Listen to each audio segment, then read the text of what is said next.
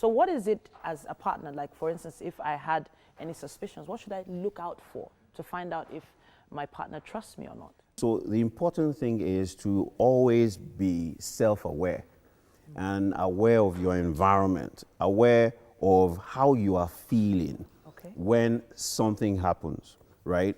Oftentimes when trust is broken, then people start to distance themselves because you begin to feel insecure, because security is what trust gives you.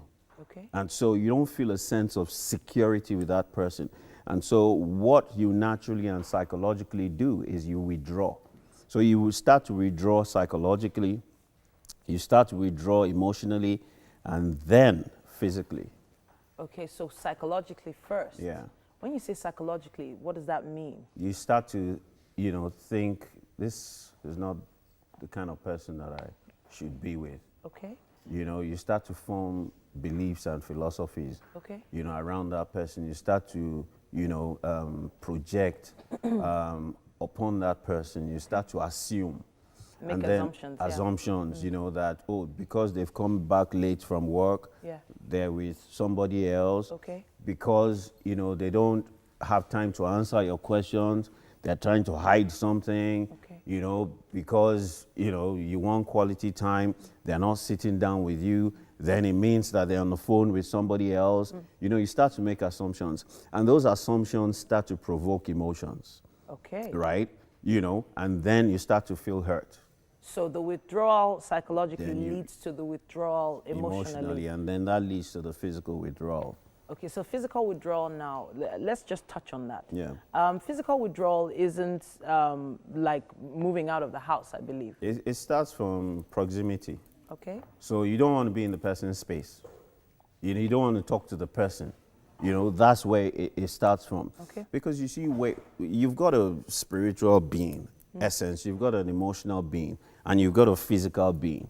Now, once you start to detach psychologically and emotionally, your spiritual and emotional beings start to repel each other and distance each other. And so the person starts to irritate you. Yeah. When the person starts talking, whatever. And gradually, those emotional things and psychological things start to distance you from the person. And then physically, you don't want to be in their space. Anymore. If you're married, you don't want them to touch you. Yeah. You don't want to have sex. At that point, you can't even kiss yourself. Probably if someone is probably in a relationship now, they've probably noticed some of the signs of, maybe even if it's just the psychological withdrawal, not yet the emotional withdrawal at this stage. How can they catch it to stop it from leading somewhere else? How can we stop this trust from shattering completely? I mean, the very first thing is you've got to be self-aware. Like I said, you've got to be aware of your environment.